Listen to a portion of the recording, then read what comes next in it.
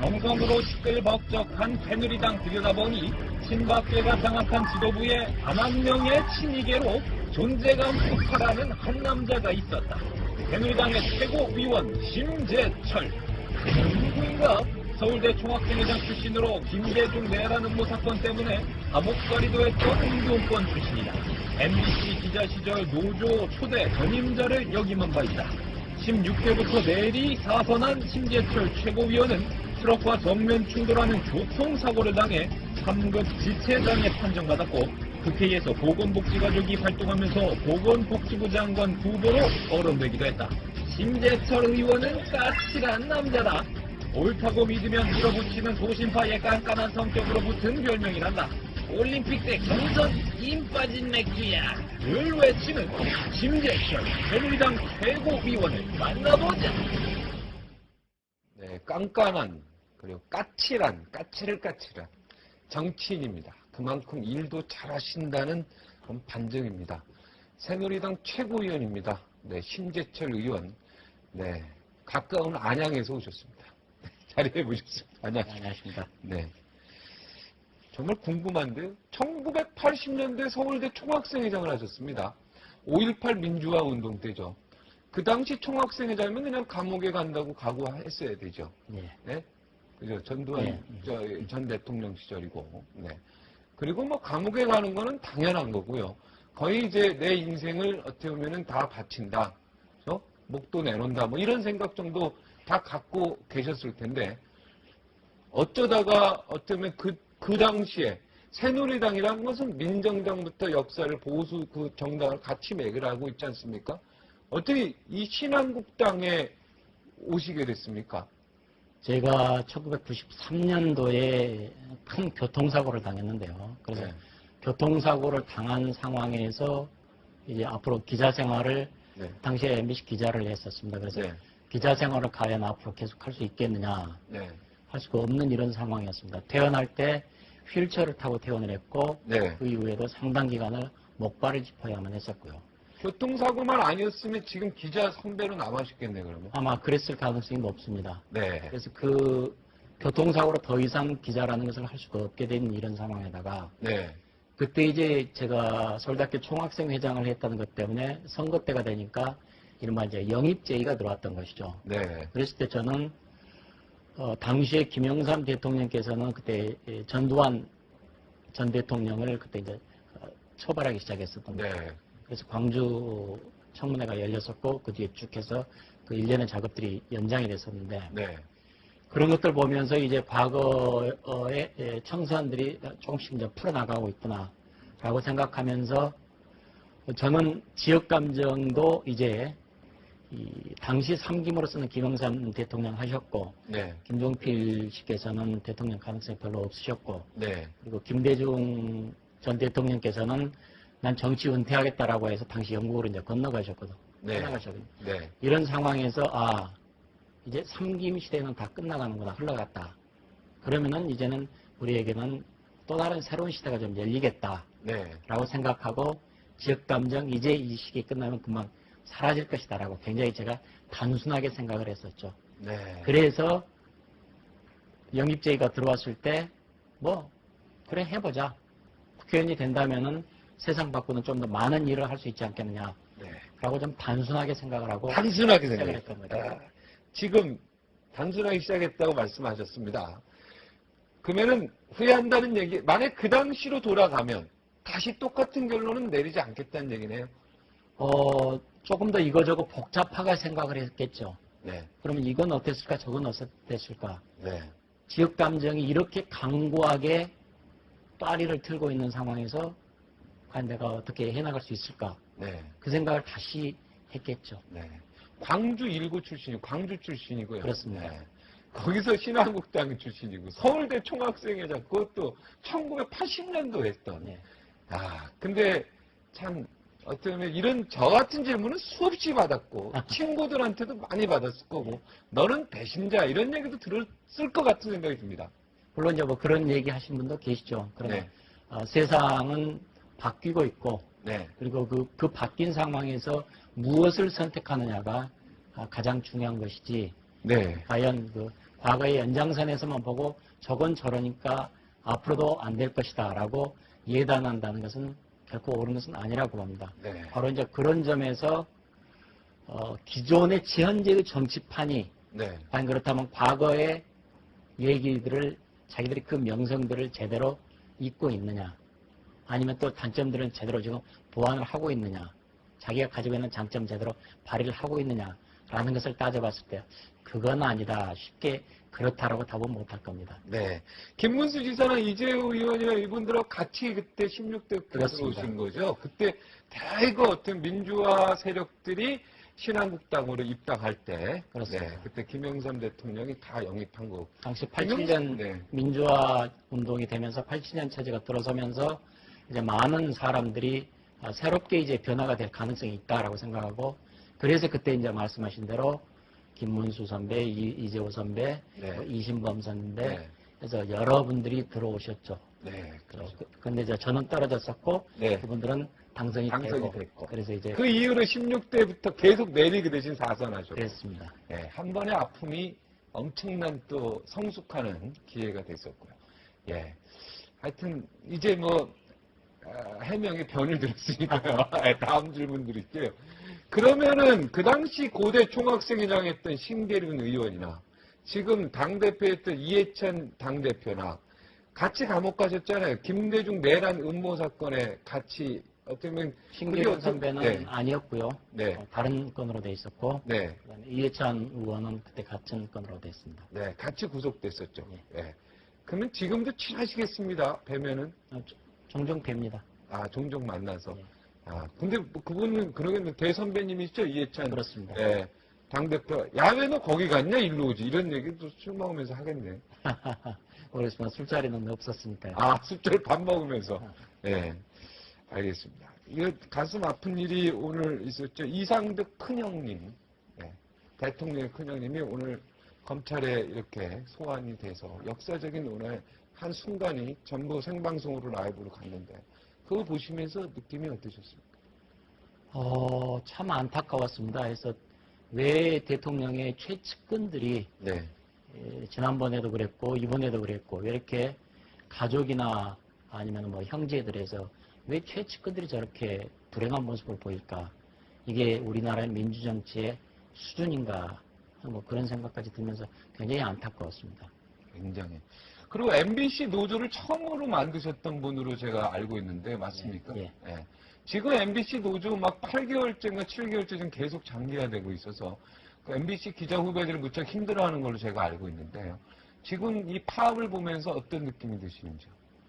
그 부분도 좀 빨리 좀 해결이 됐으면 될 텐데 왜 저렇게 좀 오래가나 잘 이해가 잘 안 되고 있고요. 네. 그런 점에서 뭔가 지금 예전과는 좀 성격이 좀 다르기는 다른 것 같습니다. 네. 제가 노조를 만들었을 때는 이른바 땡전 뉴스였습니다. 네. 그래서 모든 뉴스 언론이 권력의 직접적인 장악 아래 있어가지고 땡 하면 전두환 대통령은 이게 나올 때 그렇습니다. 땡전이라고 그러죠. 예, 그랬습니다. 그래서 이제 땡전 뉴스였고 당시에는 보도 지침이라는 게 뭐는 보도할 것, 뭐는 보도하지 못할 것, 아예 각 부서별로 네. 이렇게 쪽지로 아예 지침이 내려오죠. 지침이 아예 그냥 공개적으로 붙어 있었던 이런 상황이었습니다. 네. 근데 그런 상황에서 이른바 언론의 자유를 찾자라는 점에서 언론 자유를 찾는데 가장 효과적인 무기가 될 수 있는 게 뒷받침될 수 있는 게 그래도 노조라는 형태일 것이다 싶어서 네. 그때 이제 노조를 만들었고요. 네.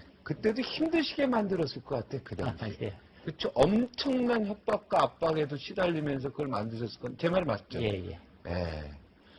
그런데 이제 아무튼 당시의 상황과 지금의 보도 상황과는 좀 차이가 좀 있기는 있는 것 같습니다. 네. 지금은 정권에서 직접적으로 이것은 된다 안 된다 이런 것은 아니라고 봅니다. 네. 그래서 그런 부분에서 당시의 방송 민주화, 공정방송의 개념과 범위 이런 것들과 지금과는 좀 차이가 있는 것 같습니다. 그래서 지금은 저도 지금 세부적인 내용은 잘 모르겠습니다만은 권익 문제가 지금 다소 좀 뭔가가 결부되어 있는 게 아닌가라는 이제 그런 추측만 좀 해보고 있습니다. 아, 그러니까 좀 후배들이 조금 어떻게 후배들이 잘하고 있는 거야 아니면 후배들이 조금은 문제가 있다 이렇게 생각하십니까?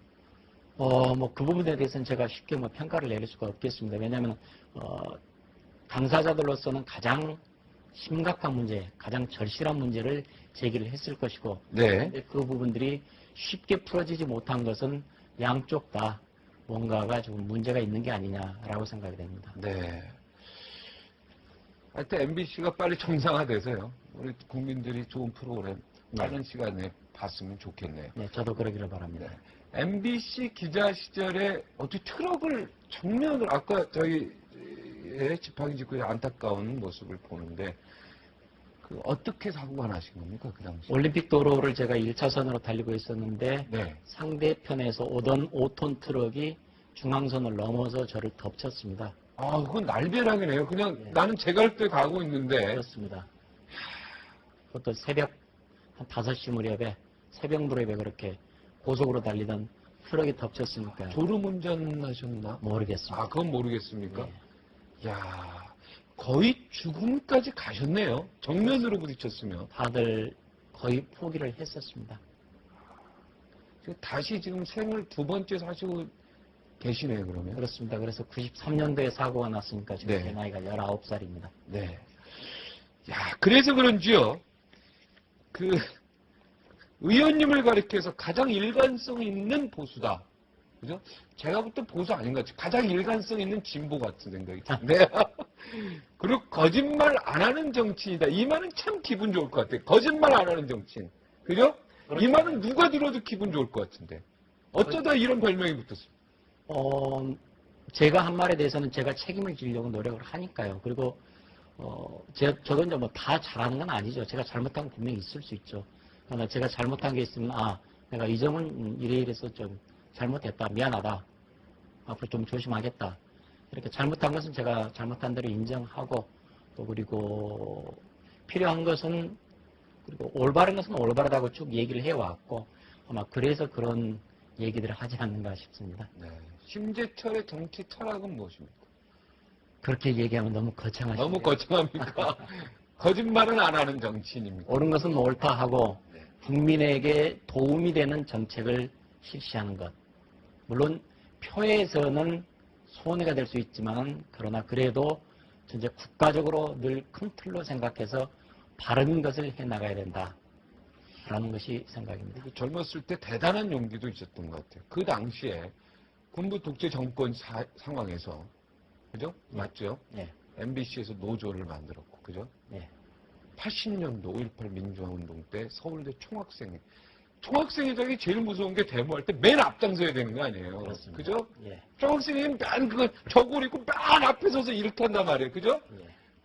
그게 최고 두렵지 않았어요?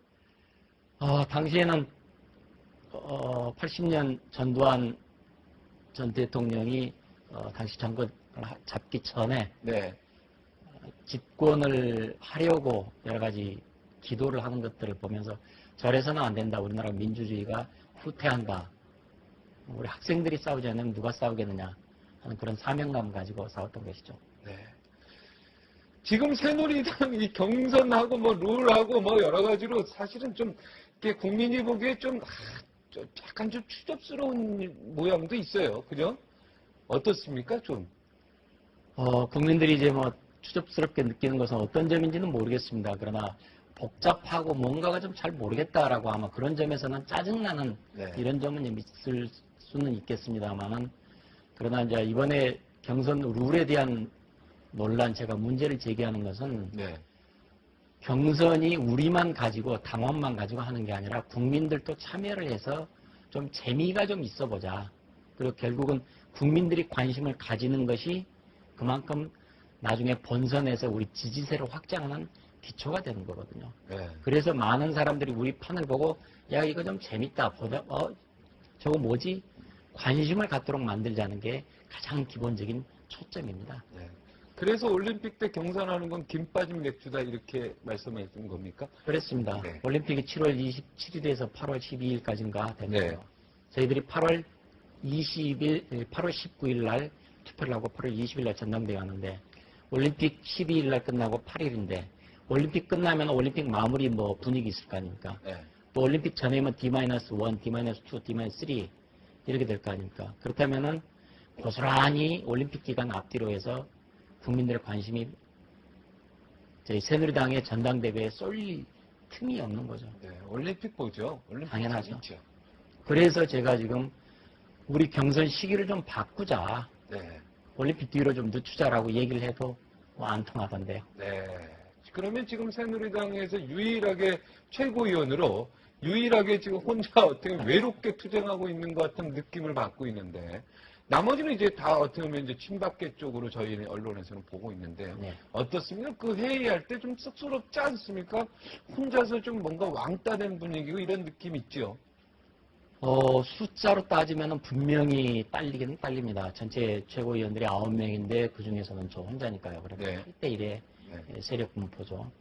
그러나 숫자가 아니라 제가 지금까지 해왔던 것은 옳은 것이고 이것이 국민들의 관심에 부합하는 일이다.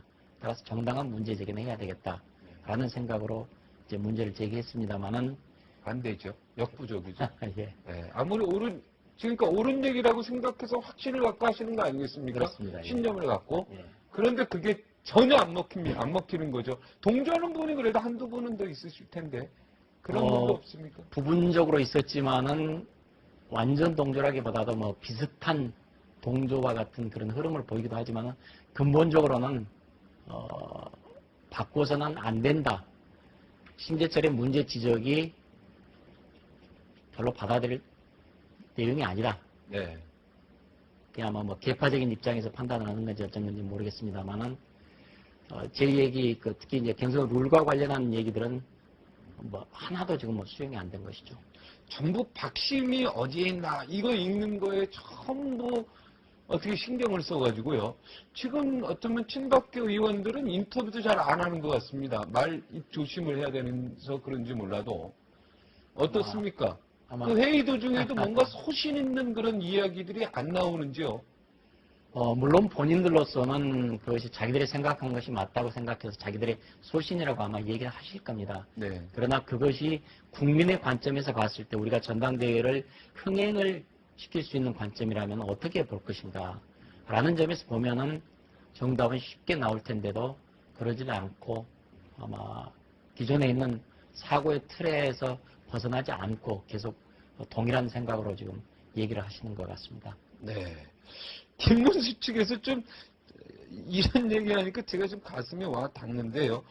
박근혜 전 비대위원장이 최소한 김 지사나 비박계 다른 분들에게 우리나라를 위해서 이렇게 좀 한번 좀 해봅시다. 예? 그렇게 좀 한번 좀 이렇게 제안이나 전화 한 통만이라도 했으면 참 좋겠다. 뭔가 좀 우리가 너무 좀 어떻게 보면 좀 이렇게 너무 버린다는 비굴해진 듯한 느낌. 굴욕적이란 이런 단어를 썼는데요. 어떻습니까? 이 말에 좀 동조합니까? 모르겠습니다. 뭐 그렇게 뭐 느끼실 수도 있겠는데 근데 아무튼 저도 굉장히 안타깝습니다. 이런 상황들을 보면서.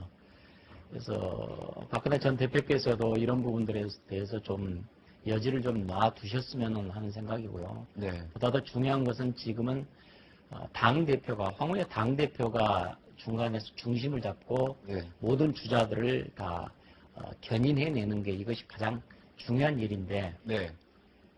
아마 박근혜 전 대표께서는 야 나도 후보인데 내가 후보가 상대방한테 무슨 얘기를 할 수 있겠느냐라고 말씀하실 수 있을 겁니다. 그것도 일리는 있습니다. 그러나 보다 더 중요한 것은 경선을 관리를 하고 당의 이 흥행을 맡아 나가야 될 조율사로서 황운하 당대표가 중심을 가지고 당신 주자들은 이러이렇게 하시오. 당신 주자들은 이러이렇게 하시오. 그리고 이러이렇게 합시다. 라고 이런 부분들을 내놓고 좀 하셨어야 되는데 네. 그런 부분들이 굉장히 아쉽습니다. 황운하 당대표가 사람은 참 좋으신데 뭔가 좀 어떻게 나쁘게 얘기하면 좀 우유부단한 부분이 있다는 얘기로 들립니다. 지금 말씀하시는 게. 뭐 필요한 대목에서는 필요한 내용들을 강력하게 좀 드라이브도 하고 그러셔야 되는데 네. 이번에 조정 과정을 보면은 그렇지는 않으셨던 것 같습니다. 네. 이런 지금 상황이 박근혜 의원이 잘못하고 있는 것처럼 보입니까? 아니면 지도부 스스로 무언가 잘못하고 있는 것처럼 보입니까? 누구의 책임처럼 보입니까? 보다도 저는 지금 상황에서 이 문제를 풀어나가기 위해서는 황우여 당대표의 역할이 더 중요하다라고 네. 생각합니다. 네. 개인적으로는 되게 훌륭하신 분이죠. 물론입니다. 예. 네, 물론이죠. 예. 그런데 지금 대표로서의 조정 역할, 이런 걸 좀 선명하게 하게 했으면 좋겠다, 이런 얘기죠. 그리고 지금 이제 경선과 관련해서 갈등과 대립이 있는 이 상황을 풀어나가는 데서는 아무래도 제대로 충분한 역할을 지금 하지 못하셨다고 저는 보고 있는 것입니다. 네. 대세론의 마취 효과가 전체 분위기를 잡고 있다. 마취. 이런 표현을 썼는데, 이 지금 박근혜 대세론이라는 것이 뭔가 허상이다, 이런 마취 현상이다, 이런 이야기입니까? 어떤 뜻이었습니까, 이게? 그러니까 박근혜 의원의 그 대세론에 우리가 휩쓸려서 해야 될 일 안 하고, 그리고 반드시 풀어야 될 과제들 못 풀고, 이렇게 넘어가서 대세론만 가지고 우리가 따져가지고는 안 된다.